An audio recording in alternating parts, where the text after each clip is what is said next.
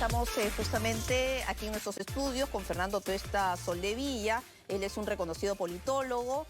Lo habíamos invitado para hablar, obviamente, del análisis del mensaje presidencial del día de ayer, pero queríamos aprovechar su experiencia como observador internacional. Me comentaba antes de la entrevista, ha estado 3 veces en Venezuela y ha participado en más de 60 grupos internacionales de observadores internacionales, por lo que te queríamos preguntar un poco qué opinas de lo que está ocurriendo en Venezuela. Bueno, en realidad lo de Venezuela es claramente una elección, por decirlo menos, cuestionable, ¿no? Por varias razones. En realidad, bueno, la primera porque el gobierno controla los organismos electorales. No hay fraude en donde esta es condición sustantiva. Controla las Fuerzas Armadas, que son operadores políticos, junto con las milicias que se despliegan a lo largo del día. Utilizan los medios de comunicación, los controlan también. Y impiden o limitan la observación internacional y o nacional.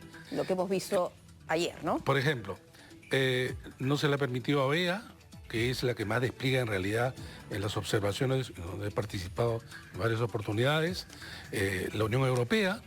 Solamente hay un pequeño grupo reducido del Centro Carter, que incluso sacó un comunicado donde está exigiendo que se muestren en detalle los resultados. Por otro lado, empresas independientes ya habían mostrado, publicado exit poll con diferencias realmente abrumadoras a favor de la oposición.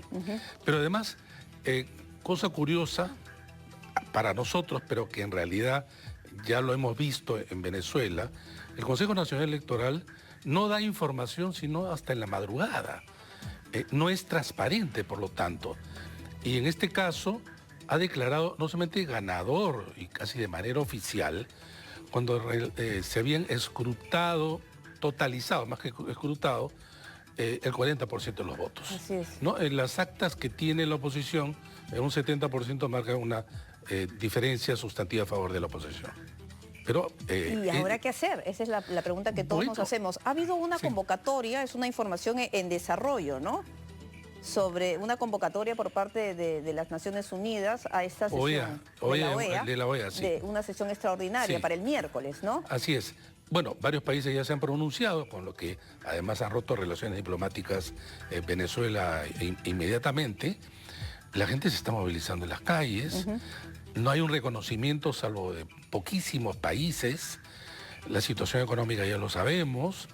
Este triunfo, digamos, oficialista puede ser el inicio del fin. Lo hemos visto nosotros en el año 2000, acá en el Perú. ¿Puede ser el inicio del fin? El inicio del fin del régimen, sí, claro, podría ser. No digo que va a ser. Depende. Porque conjunto de factores. Cómo mueven las fichas Nicolás Maduro y la cúpula militar y todos los que están pues agarrados con uñas y dientes de poder. Lo van a estar porque hasta tienen mucho que perder además, ¿no? Sin duda, pero justamente han habido regímenes que han caído, incluso más duros que Maduro, ¿no? Entonces, es una situación donde no tenemos certeza cuál va a ser el resultado, pero un escenario es la propia caída del régimen. Un escenario, no digo que necesariamente. Es cierto también que podría mantenerse. Este es un gobierno que tiene ya un cuarto de siglo. Hay varias generaciones de venezolanos que no conocen otra cosa que no sea el chavismo, ¿no? Y el nuevo mandato sería de 6 años. De 6 años. Es el mandato más largo en toda América Latina, ¿no? Mandato de esa naturaleza casi no hay. Antes habían, pero ahora ya no hay, ¿no? Pero además tienen normas, porque ellos controlan la Asamblea Nacional, de lo que se denomina pues cancha inclinada, lo que le posibilita excluir a candidatos como ocurrió con Corina Machado, ¿no? Efectivamente, ¿no? Y ahora que la van a investigar. Claro, y ese es el otro tema, el control del sistema de justicia, ¿no? Entonces tú tienes todos los componentes propios de una elección amañada, fraudulenta. Bueno, entonces solo queda esperar, ojalá que presionen lo suficiente los diferentes países y organismos, porque también hay un pronunciamiento de la Unión Europea, Así es. Estados Unidos, y bueno, se está hablando pues sobre todo este tema que se ha convertido en viral. Rápidamente, sobre el mensaje presidencial, bueno, al margen de no solamente el tema de lo largo, ¿no?, que fueron ya 5 horas, pero ¿qué te pareció? Mira, es difícil dar una opinión, digamos, en el sentido de escudriñar este mensaje que por lo demás es, yo no sé, estratégicamente largo, como nunca ha habido, un listado que se hizo un montón de cosas que en realidad muchas de las cuales se repiten del Como el caso mensaje. de la construcción de los hospitales, por ejemplo, ¿no? Se saca uno y se repiten los otros. Totalmente.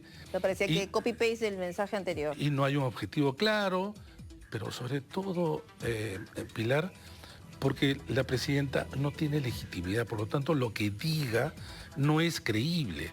Entonces lo que trataron de resaltar es la creación del Ministerio de Infraestructura, cambiar de nombre al Ministerio del Interior, a Seguridad Pública. Nada sustantivo, diferente, y además en algunos casos realmente chocante, ¿no? Porque ella habla de que Perú vive ahora, digamos, un momento de estabilidad, lo cual no es cierto. En segundo lugar, no hubo mea culpa de nada. De nada. Error. Habla del tema de corrupción, dice esta palabra tan manida de lucha frontal contra la corrupción, cuando sabemos que su gobierno está sumamente cuestionado y teniendo a su hermano que está por lo menos investigado allí, y claro, ella misma, ¿no? Investigado y ahí. Y ahí es. Y en tercer lugar... Y en la comunicación política, y tú lo sabes perfectamente, los gestos lo dicen todo, ¿no? Totalmente. Era incluso hasta provocador. Y lo tercero, no menos importante, hablar de la minería ilegal que combate cuando está al presidente del Congreso, que justamente es cuestionado por favorecer a la minería ilegal, ¿no? Por proyectos que se han aprobado y que han sido impulsados por él, aunque ahora dice que son sin sustento las acusaciones y que durante todo este año no va a impulsar ninguna iniciativa relacionada a la minería ilegal. En todo caso, el discurso versus la realidad es chocante, ¿no? En muchos de estos aspectos. Ahora, quería aprovechar tu presencia aquí, Fernando, porque habíamos justamente entrevistado hace algunos días a Mónica Yaya a propósito pues, de lo que salió en el Congreso de la República. La Comisión Permanente aprobó investigar constitucionalmente a Jorge Luis Salas, al presidente del Jurado Nacional de Elecciones, entre tantos temas.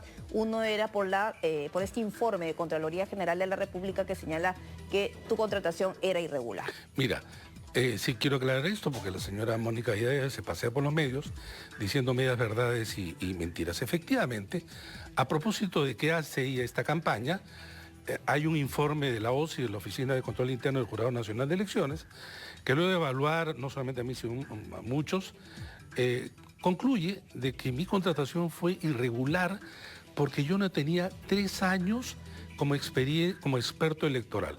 Imagínate, solo como jefe de OMPE yo tenía 4, solo como jefe de OMPE. Yo he sido anteriormente asesor de la presidencia del jurado, donde tenía como 3 años. He estado en misiones de observación, en fin, mis 44 años de vida profesional casi comprometido con el tema. Ahora, pero ¿por qué Contraloría arroja un informe en ese sentido? Entonces acá viene el tema. Es la OSI, la Oficina de Control Interno. Y lo que dice este informe, que lo tengo acá, es que acá hay responsabilidad administrativa y se debe iniciar un proceso administrativo contra la persona de logística que supuestamente debió velar por los intereses del Estado al contratarme y que yo no cumplía con esos requisitos. Y entonces se forma una comisión y se hace la investigación. La conclusión, no es cierto, la documentación estaba allí. Y yo acá tengo también la respuesta de la propia Contraloría. ¿Y qué responde la Contraloría frente a eso? No a la OSI, sino ya a sus superiores. Y dice, yo le pido la revisión, porque ahí está en contra de la realidad dura de la documentación, y dicen que en realidad ellos no hacen revisión, pero sí dicen, además, el proceso administrativo contra la persona que supuestamente había no respetado las normas, se archivó.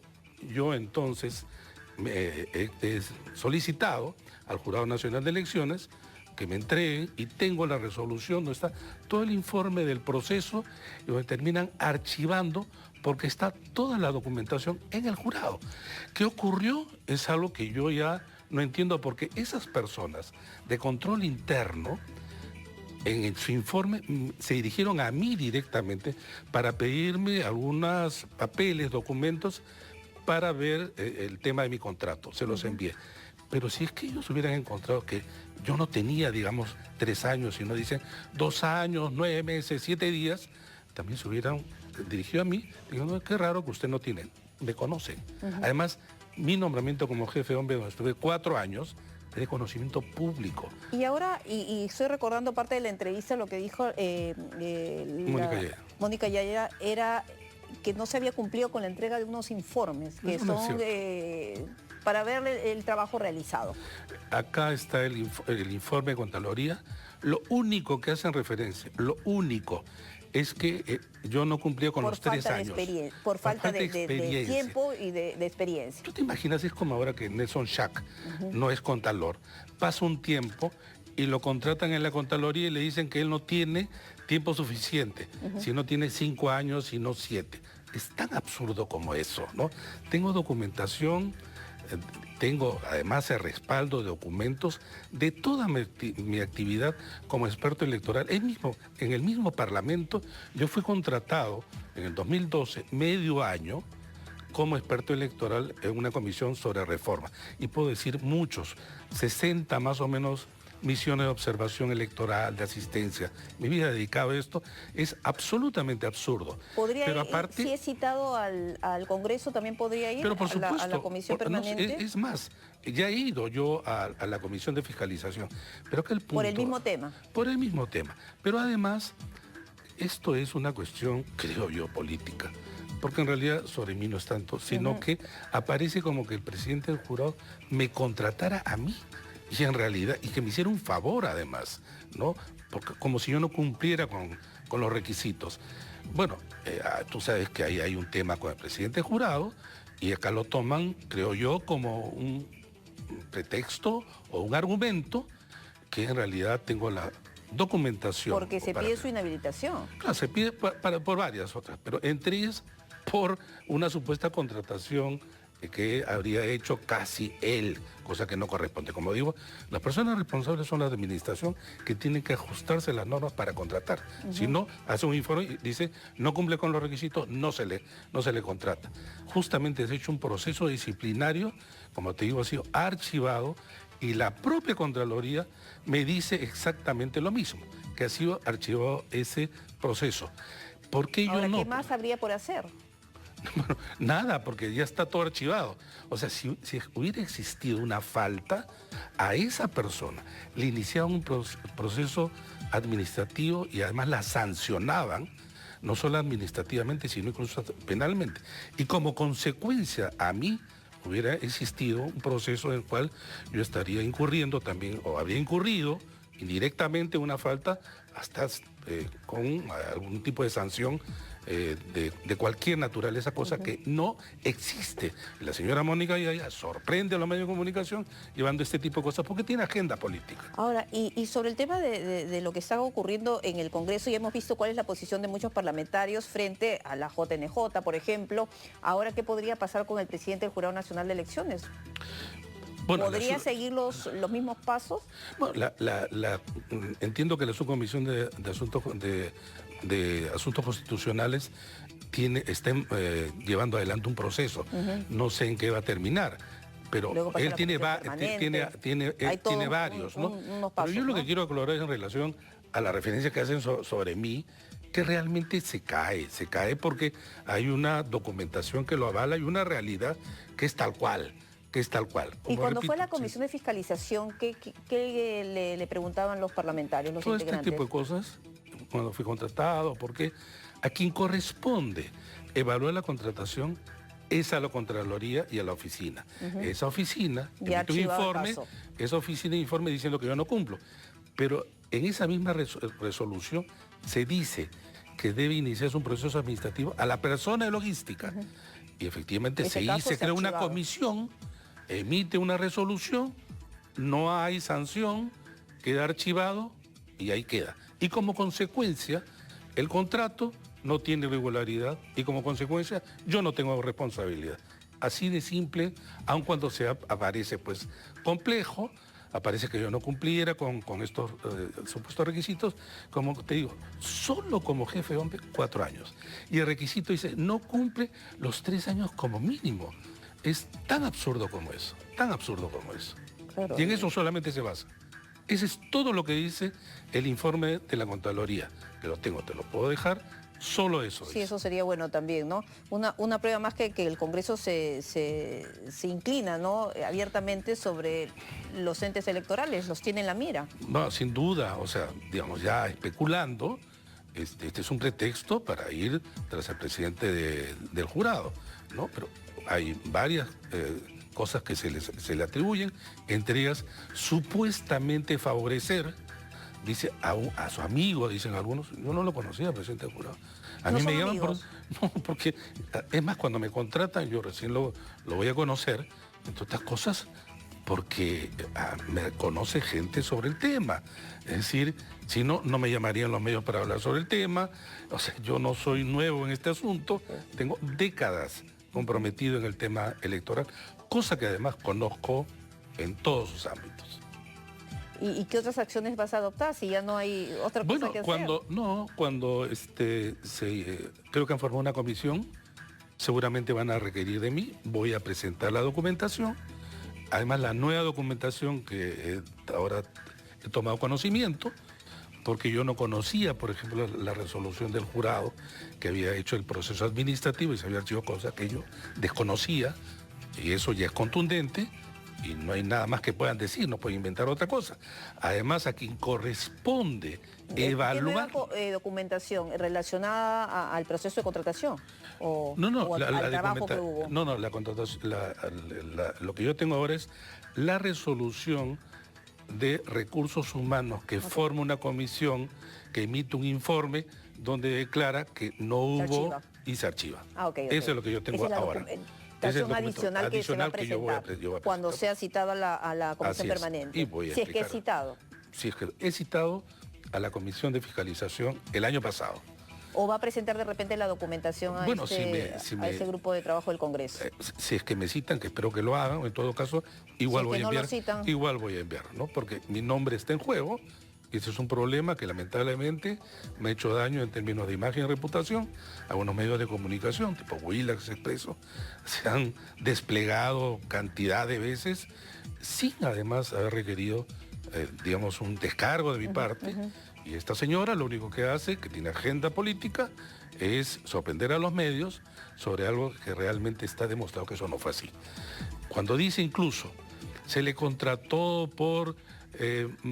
digamos irregularmente también porque no se puede pasar de determinada cantidad de dinero, UITs, etcétera, en la administración pública, miente, porque en la Ley de Presupuesto General de la República, siempre en elecciones, se exonera a los organismos electorales de las limitaciones de las otras instituciones públicas, porque la OMP, el jurado de René, tiene que contratar miles de personas.